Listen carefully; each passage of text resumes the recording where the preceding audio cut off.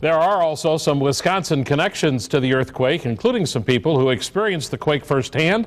They talked to this afternoon and this evening with Fox 11's Becky DeVries. And Becky, what did they say and who are they? Well, Tom, a student on her second day of law school, a major in the Army stationed at the Pentagon, and a family man on work assignment. All have called Wisconsin home. All experienced their first earthquake in Virginia. One corner over by us was twisting and going up and then rocking at the same time and dropping. It's almost like a wave. Major Dan Rogney grew up in De Pere. He moved to Virginia in April to work at the Pentagon.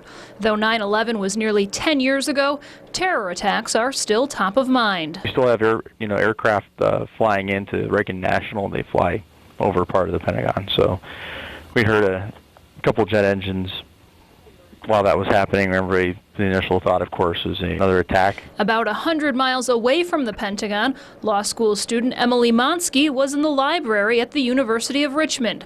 She was reading when the bookshelves, she says, just started shaking. Our building's under construction, so at first a lot of us thought that it was just the construction, and then it kept shaking, and then our school evacuated our building. So it was a little scary because nobody really knew what was going on.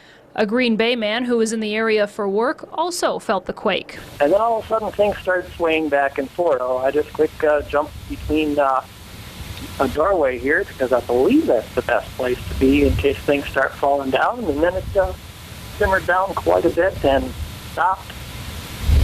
And that was about it. It was pretty quick, probably no more than about a minute and a half, 2 minutes. Kintoff says there are some slight cracks in his apartment walls, but no major damage. It was a little jarring, definitely. I think anytime your first earthquake would be a little bit nerve-wracking, to say the least.